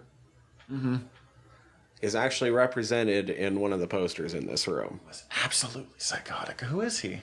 The actor's name is Richard Brake. In my 3 from Hell poster, he is the third silhouette. Oh, okay. That ventures a little bit more into my world, obviously. That's very much more into your world. He's a horror character actor more for the most part lately, but he's also very notable as being the first Night King on Game of Thrones. Oh, cool. Yeah. He is... The wild look in his eyes as he goes hardcore fanatic is real good. Well, I wasn't even sure it was him at first, even though I'm a fan of the guy. Like, I was sitting there You're and I'm used like... to seeing him in stuff. Like, yeah, and like the last couple times I've seen him in things, he's been a bit grungier and like facial hair and stuff. And so I'm sitting there and I'm like, is that Richard Brake? I think that's Richard. Is that Richard Brake? I'm like, if it's not Richard Brake, they probably should have just hired Richard Brake to do this because he would kill it in this role. And then as I was like, when the episode got over with, I went and tried to look up some of the credits instead of just paying attention to the credits that were flashing on the screen in front of me. And I looked up the wrong episode and I'm like, oh no, it wasn't Richard Brake. And I told Danny, I'm like, oh dude, you're going to enjoy getting up to this episode because there's this dude that should have been played by Richard Brake, but you're going to know exactly who I'm talking about. And he's like, what, you mean fucking Richard Brake? Well, no, he's like, oh yeah, I watched that episode. I know exactly. But by the time he watched it, I found out it was Richard Brake. So he's like, oh yeah, I watched that episode. And like, no, dude, you're exactly right. Like that dude is like 100% Richard Brake. And I'm like, no, dude, you're right. That dude was 100%. I fucked up the first time I told you about it. I think it was important for Mando to see someone else who's basically in a murder cult and be like, okay, I don't want to be that. Like, they didn't really do anything about that. I think it's important for Mando to see moments like that, though, even if it's not a major plot point. I do love Pedro Pascal's acting here as someone who is not used to people being able to see his expression. And the hardcore panic attack he's having the entire time this is going down. Yeah. Like, one, it makes sense that he's not used to people being able to see his face. So when they think he's, like, super cool as a cucumber about everything, inside his eyes are just, like, the size of saucepans, being like, oh my god, this is insane. We're doing insane things right now. And then also just... He bent his code to breaking point to put on the armor that he was wearing before this. Now he's just hanging out in front of people without his helmet on. He's not, like, misreading the rules. He's just flagrantly abandoning. For a reason, but still. Mm-hmm. Chapter 16. The Rescue. Real quick before that one. When we find out that Mayfeld was part of Operation Cinder, which was literally just the Emperor's revenge plan. Oh, right. Right. Well, I've lost, so the moment I die, this order goes across the galaxy to just murder people. Oh boy. Like, his PTSD from that, just the fact that happened, it was a subtle piece of really important world building that had been mentioned before, but we'd never seen it in, like, the movies or the TV show, which tend to be the most important canon, like, the stuff that sticks. Mm-hmm. Okay, the rescue. Okay, now the rescue. The Mandalorian and his allies attempt a daring rescue. So this episode follows, in a lot of ways, the same plot points of the first season. Like, he puts together a team of people he met across the season to do a big rescue involving Grogu. Mm-hmm. I think as an episode, I think I liked last season's ending better. Again, I think it all ties up a little more. I didn't have as strong an emotional reaction to this episode as a lot of people did. This episode's fucking cool. This episode's really fucking cool. I had a stronger emotional reaction to something else other than what most people seem to have, but we'll get there. Okay. Also, I really like this Imperial Cruiser. It's not the first time we've seen it, but it's the, like, mini Star Destroyer. Mm-hmm. I've always thought these things just look slick. Sorry, I know what I forgot to bring up in The Believer. Oh. The seismic charges were dope. Oh, yeah. Yep. All right. And we knew they existed because we had seen them in Attack of the Clones, so it was a nice callback. Same sound. Yeah, anyway, the rescue. I mean, like you said, it was kind of the same thing we got last season. Like, it's all of them. I'm just like, how are they gonna end it to make it still something special? Like, we kind of know what this is going to be going into it. Like, it's kind of paint by numbers in a way. especially once they tell you what the plan is actually going to be with him sort of splitting off after, with them creating a diversion and shit. And you're like, okay, well, he's going to have the spear on him, which means he's going to end up going against the Darksaber, which means Moff Gideon is going to be whichever way he goes. And like, yeah, that part wasn't a surprise at all. Watching him fight the Dark Trooper was kind of fun. Watching him, like, not necessarily realize they're droids, so when he, like, launches them out into space, you're like, yeah! And I was like, well, that's not going to go well. That's not going to do what they want it to do. The Dark Troopers being powered up to, like, dark dubstep was fucking dope. No, that fight against the Dark Trooper was... brutal. Yeah. I was like... fucking brutal. I was on the edge of my seat. I'm like, how the fuck are you getting out of this? Like, I understand how you're not getting killed right away thanks to the fucking Beskar, but what are you going to do? Because you just got pounded in the face 75 times in like a minute. So I recognize that the Beskar is designed to cover the places you're most likely to get shot and where your people are trained to shoot at. But for fuck's sake, people, like, when you realize that that's the armored spot, just aim a little higher. Yeah. Aim for his neck. Come on, man. That was brutal as fuck. Yeah, it was. I mean, this episode, it did a good job of establishing the threat that the Dark Troopers were, so that ending also had me on the edge of my seat. Like, I know somebody's showing up, but how the fuck are they getting out of this? I got spoiled on what was going to happen before I could watch the episode. Right, because you didn't get to watch it till like... I watched it, I think, the 12 next hours. day. Yeah, it was like 12. Literally, I woke up at 4 a.m. on Friday because I had to work. And I opened up Facebook and people were already talking about it. I'm like, it's been out for literally... why are you people awake even? Yeah, I think I started it like 5 minutes after it dropped just because I was waiting for my food to get done so I could eat it with it. And then I didn't realize just how much I was waiting for this finale until when I was starting the finale, I got really weirded out that my room was so cold and I couldn't understand why I was shaking until I realized it wasn't the cold. I was just like... You were just fucking... that's pretty good, actually. So what got me where I was super fucking happy wasn't the Luke bit. I got to see the Viper of Dorne with the fucking spear again.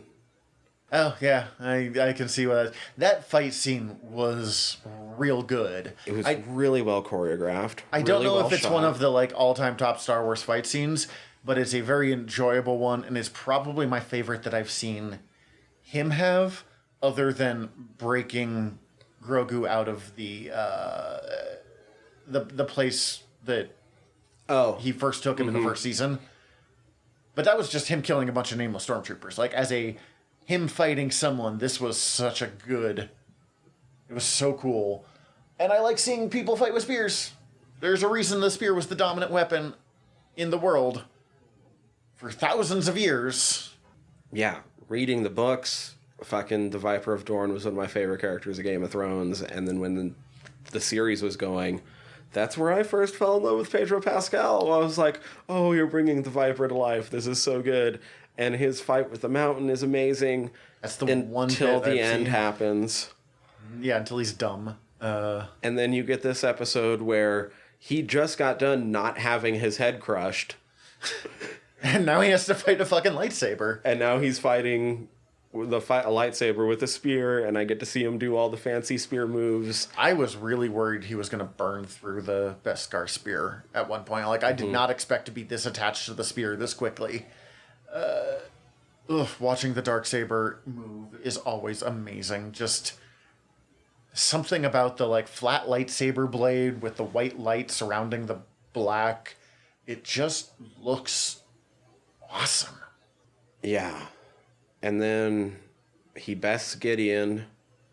Gideon's way too happy about it, so you know something else is coming. Mm-hmm.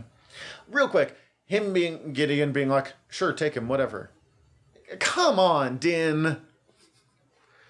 I mean, he was ready enough. Yeah, but, like, he did get hit with the fucking, like, lightsaber. Like, he's really lucky that Moff Gideon didn't decide to go for the classic Mando kill move of decapitation. Right. I agree. But he was ready enough. It worked out. It worked out. When the single X-Wing showed up, I wasn't convinced. They did a really good job of hiding the face throughout most of that fight, so I still didn't know for sure. The moment they were hiding the face, it was really obvious to me who it was. I thought that just meant that they were still going to pull a fake out. They're hiding the face because they faked you out with the single X-Wing. Okay, I could see that. And then the green lightsaber pops up, and you're like, ooh. The green, I'm like 50% there. But then they showed the two different hands, I'm like 95% there. But I still wasn't going to believe it 100% until I fucking saw that CG. Okay, so I watched this on a pretty small tablet, just because I still don't have Wi-Fi at the house. So the CG didn't bother me as much as it does a lot of people. But yeah, I'm not digging it. I also recognize that I haven't seen it in big enough detail. I am not a fan of doing that in the first place. Like, I thought Tarkin was really creepy in Rogue One, and I didn't think Leia worked particularly well in Rogue One either. I thought they did a very good job with them in Rise of Skywalker when they did that technology, but it was also for, like 3 seconds. It was fine.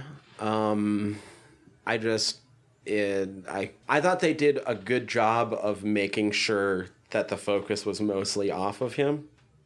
And that there was kind of limited movements when it was on him.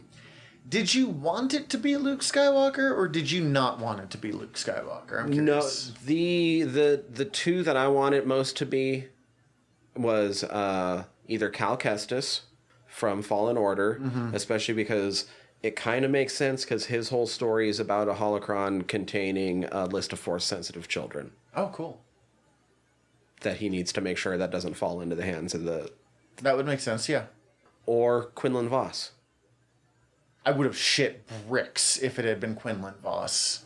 I think Quinlan Vos is the type of character who, with the tendencies that Grogu has displayed, would make a really good teacher for him. In the expanded universe, he survived Executive Order 66, too.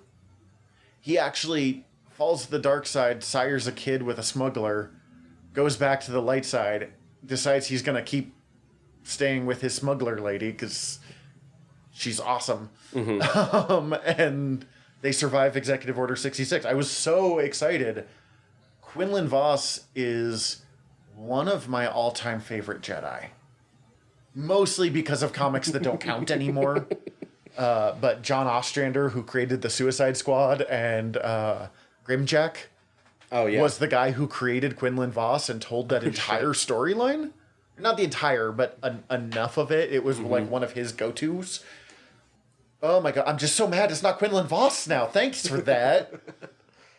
I mean, I'm fine with it being Luke. I'm not bothered by it being Luke. I didn't feel a strong need for it to be Luke. I love that we get the Luke version of the Vader hallway in Rogue One. Yeah. And that we kind of get to see how much of his father he still has in him. Because some of that shit he was doing was pretty fucking brutal. It was just directed towards droids. He was taught to be brutal. And we see bits of it in Return of the Jedi after his fight in Empire. He's not fucking around anymore. I mean, first time we see him, he starts fucking force choking someone in Return. I mean, they finally gave us the Luke that would have made me want to be Luke out on the playground when we played fucking Star Wars as kids. Because nobody ever wanted to fucking be Luke then. Oh man, I was fine with being Luke. But other than he had a lightsaber and could use the Force. You know what I mean? Like, yes, everyone wanted to be Han Solo. Americans are obsessed with being Han Solo. Yeah. I'm excited to see more. It wasn't... I don't know why I want the Skywalkers to kind of stick to the movies. Especially because Anakin was much better in Clone Wars than he was in... the movies. Still a punk. I don't know. I just want to see the wider world, but at the same time, I don't want to cheapen Luke too much by having too many other Jedi. He's not my choice. I'm not unhappy with the choice. That's really what it is. I want to see if Quinlan Voss or someone like that had been the choice, you could have brought them onto the crew. It would have made sense with it. You can't ever put Luke in this show too much without it becoming the Luke show. Like, it's just, he's Luke fucking Skywalker. I am worried that... Until Grogu shows up to save Mando's ass in Season 5, we're going to be lucky to get glimpses of his training. Lucky to get glimpses. I think Grogu's going to be back in the first half of the next season. And unfortunately, like, they did such a good little payoff here of everything going down with Grogu and him finding a master, that because we can't get more Luke, the payoff is going to feel cheap really soon when Grogu comes back. I think. Also, fandom is right that it would have worked really well to have Sebastian Stan play the role. I'm not surprised he didn't go for it. Although people being like, oh, he does movies. Like, let's be honest, man. Movie stars and TV stars are starting to get a lot more blurred than they used to be. Of course, I shed tears, though, when Din takes off his fucking helmet to say goodbye, because that was just sad. I was a little thrown by it, but it made sense. And it does also have a tie-in to Before I Leave, let me see your real face. It's basically, I want to look upon you with my own eyes. Very Darth Vader and Luke, and then Din and Grogu. R2 popping up lighting the mood quite a bit. That was nice. I always like seeing R2, but it wasn't an moment for me. I'm still kind of just sitting here, though, like thinking that all the problems with the Darksaber and how everything played out is kind of fucking Bo-Katan's own goddamn fault for not mentioning more about this when they were still in the planning phase of this fucking mission. I really think that she keeps underestimating how little he understands about Mandalorian society and rules. Like, I almost feel like she would have expected him to at least know about the Darksaber. Like, that is Mando legend number 1. But he's like, you're the one that fucking called it out. I was raised in a cult. Like, I'm homeschooled Mando number 1. Yeah. I just, like, it's almost a basis of Mando religion. I feel like the children would have been obsessed with that. I think they just kind of quietly stopped talking about it because they're trying to be true Mandalorians without the Darksaber. I don't really think Bo-Katan should be Mandalore. I don't necessarily think Din should be either. He doesn't know enough about his culture. I think it could be a super interesting arc where he learns. Yeah. I don't think that's the show that most people want, but I think I think there's a story there to be told that is interesting. I think Din could be the leader of the Mandalorians. Where he's at now, he's got such a long way to go before it even becomes. But it would be kind of fun to see him with, like, his top 2 advisors being Bo-Katan and the Armorsmith. Yeah. Like, with those two playing the different angles of what it means to be Mandalorian, and then Din sort of as deciding. kind of, as the kind of Kirk to their Spock and Bones. You could get... I want good things to happen to Mandalore is really what it is. I also want the Helmet of Mandalore to become a thing again. It was, in the expanded universe, kind of the same thing the Darksaber is now. Like, it was the symbol that you were the leader of Mandalore. I was kind of thinking the last Mandalorian that I spent a long time in any of the media hanging out with that tooled around in all silver armor did become Mandalore. So isn't that Cassis Fett or something like that? Canderous Ordo. Canderous Ordo, thank you. Yeah? I would love to spend more time with Mandalorians with not all of them being like, I could be Mandalore now. But at the same time, it's fun. So, have you followed or seen the theory that we've already seen Sabine Wren? Yes. I don't know if I buy it. She's gone under... Have you watched any of Rebels? No, but it was one that I sort of kept up with anyway. Yeah, I mean, she's gone undercover as an Imperial before, but that's pretty deep cover that she's at, if that's the case. And I don't feel like she would be cool with someone experimenting on a kid. Like, I don't know if she'd be able to hold her cover with that going under on. that circumstance. I'm not mad if it's her, but I don't personally put a whole lot of faith into that. If y'all haven't heard this, there's a decently popular fan theory that Sabine Wren has already been introduced as Moff Gideon's comms officer that gets highlighted a number of times through the season. They use the same actress for the same kind of thing, and she gets enough speaking roles that she sticks out. I don't think it's going to be Sabine, but I do think that she is going to be someone. Yeah, I think she's going to be working directly for Thrawn. Yep, that would make sense. They're putting so much fucking effort into build up, which is why when people are like, "Oh man, what if Book of Boba Fett was just Mando season 3?" Like, Din's story's done now that Baby Yoda's gone. I'm like, how is his story done? Nothing is resolved. This was a story. He just got the darks, and even that doesn't feel done to me. Like, I don't buy for a second, as I said. But, like, he just got the Darksaber, the most important weapon in Mandalorian history.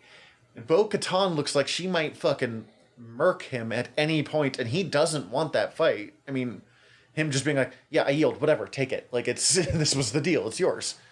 It kind of weirdly reminded me of Neil Gaiman's The Sandman when Dream goes to confront Satan in hell, thinking he's going for a fight, and Satan's just like, here's the keys to hell.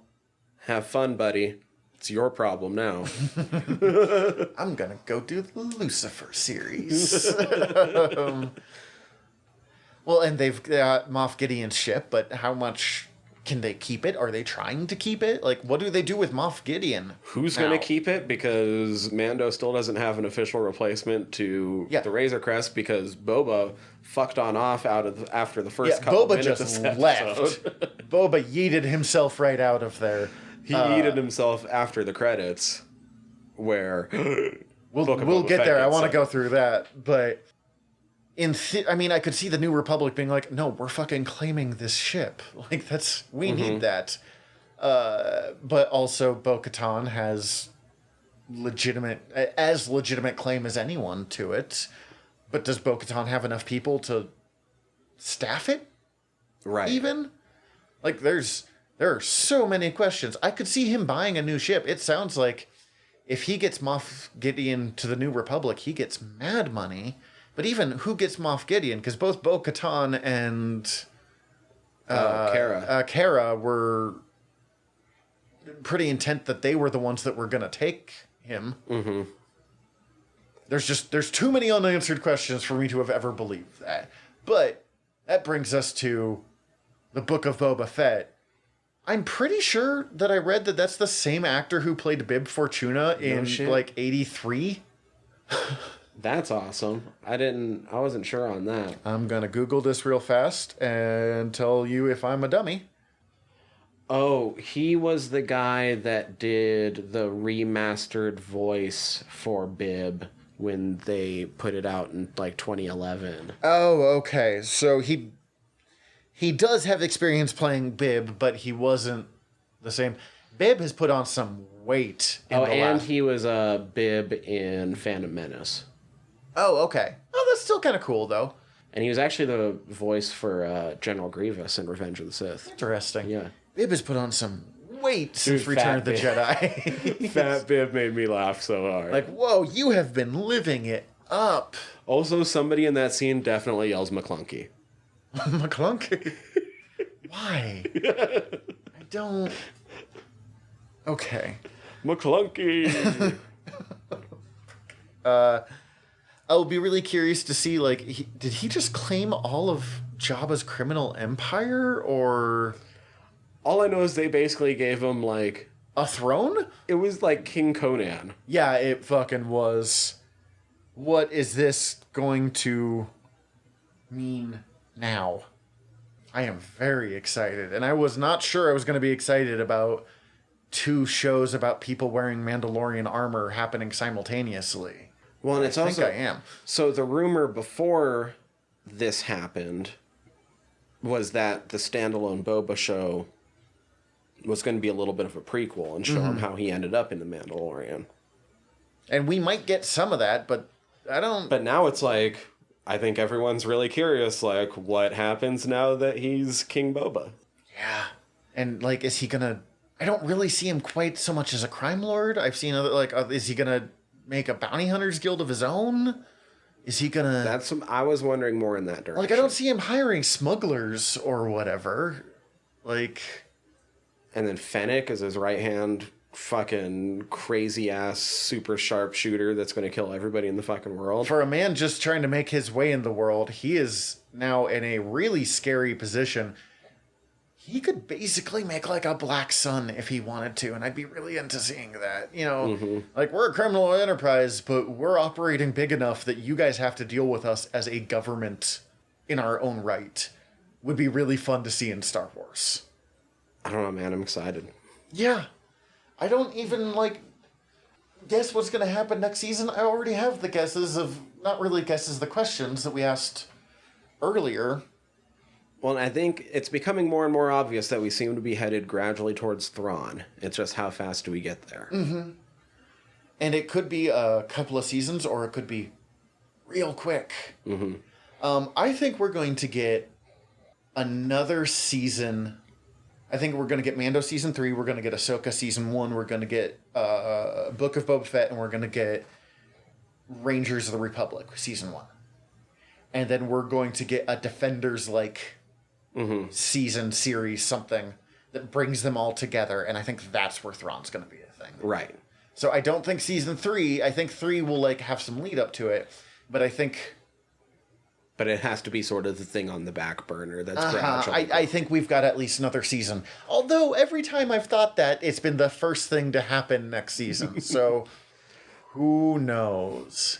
Oh man, they're going to spend 2 episodes getting to Tython.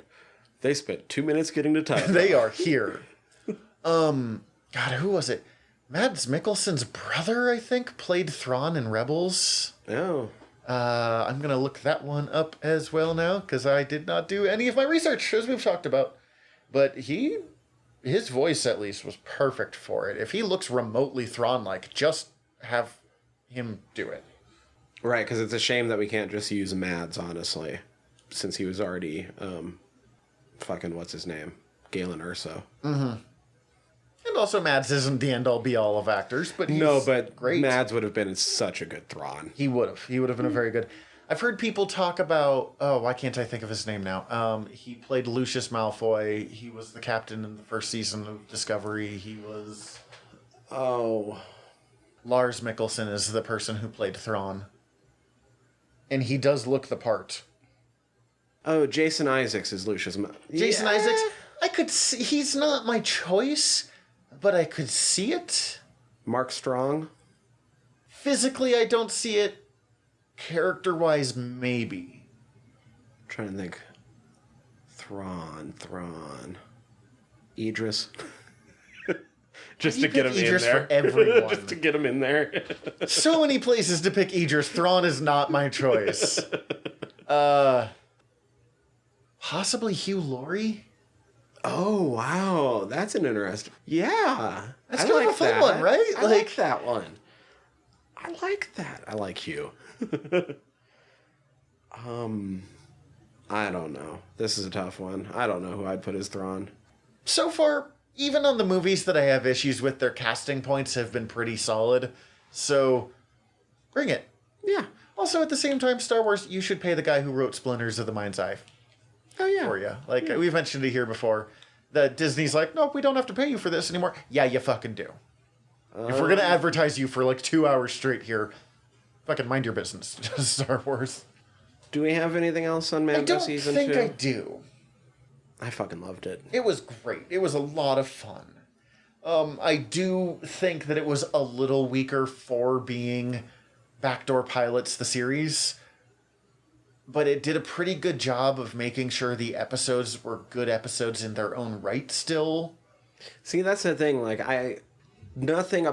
it's absolutely true that it's Backdoor Pilot, the series.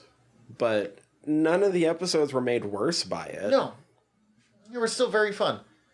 And they didn't sideline Mando like so often happens in Backdoor Pilot episodes. Mm-hmm. I mean, Mando was still the main character. They just made sure to give proper time to these other people. But, you know, like, the Ahsoka episode was so much, let's prove we can do this. God. Her taking out all those troops in the woods was so cool. She was creepy. I'm not used to Ahsoka being creepy. Of all the roles of her. Do we have any recommendations for this week? Yeah, of course I'll have one. What's yours for this week? We talked about this 2 hours ago. I know. I'm going to go with... This is a rare one because I've only played like 15 minutes of this video game and it's still enough that I like cannot recommend it highly enough. The Return of the Obra Dinn. It is a story about a ghost ship. It is the setting of it looks like it is made on an old school computer. You can actually set its graphics to like Macintosh to look like old like 80s Macintosh computer. It is all black and white with like white outline and stuff. And you are an investigator that goes on this old like sailing ship that's just beat to shit and there's corpses everywhere. And you have to figure out what happened. And the only thing you have to figure this out is you have a book with all of the crewmates like listed in it. And you have a stopwatch that when you find a corpse, you go up to it and you will see a frozen picture of the moment that character died. And the last 3 sentences said before this person dies. And you have to go and figure out the name and how every member of the ship died. And you see, like, it starts with the last person to die, and you have to go backwards all the way to the first. Okay. And you pick a little bit like, oh, okay, this person was clearly the captain. All right. Later on, like, you can identify him, but how did he die? You might not find that out until, like, 3 things later of these, like, frozen images. Or the captain will mention, oh, I killed this person. You're like, well, I can narrow it down to these. Mm-hmm. It's this giant, weird, creepy mystery. So far, there's been the captain goes nuts and kills, like, 5 people. They're fighting over these shells. A fucking giant squid seems to attack the ship at one point because you see people get, like, pulled off with these tentacles coming over the side of the ship. At one point, it looks like a dude sucked into a vortex, and I have no idea what that's about yet. But I want to know. Okay. I made myself stop playing it because I want to play it with Cece. Because I want to experience the whole thing, and I want us to, like, argue and fight over who random person is. Mm-hmm. It's funny that I'm actually going to recommend a game that I have also only played a limited amount of and have not got to the end of Was yet. it Fallen Order? Fucking Fallen Order. Because it inspired me to pick up a whole different game to just marathon that game so that I can get back to Fallen Order. I am really wanting to play Fallen Order. It is there's like 3 or 4 games that make a strong argument for me getting a second console system other than just my Switch. Mm-hmm. And Fallen Order and Squadrons are both really high up there as... First, I mean, this is more just like a personal thing, I guess, but it had been a while since I'd played just more of like a straightforward adventure action game. As opposed to a big open world thing? Yeah. And there's things that you can do with that kind of storytelling when you don't have to take into account the fact that the character might come at this from like a completely different direction. Ways. Yeah. I love open world games. Breath of the Wild is one of my favorite games of all time. But there is something to be said of, we are telling a story now. Mm-hmm. You will experience it. And it's great so far. And I want to know so much more about Cal. The world as he's getting thrown into is fun. Games are now to the point where they might as well be, I might as well just be sitting there watching one of the animated shows. You know what I mean? Like, mm-hmm. It's not as different anymore. So it kind of feels like I'm getting to see, quote unquote, live action in a way like Inquisitors. Yeah. Well, and the Inquisitors, I think one of the same Inquisitors shows up in Rebels. Mm-hmm. where they're punks and I don't like them very much. So the idea of seeing Inquisitors as dangerous as they're, like, supposed to be is exciting. And everything so far has been really, really cool about it. Like I said, I had to stop playing it because I have a different game I have to finish. By the end of Rebels, the Inquisitors are kind of Team Rocket.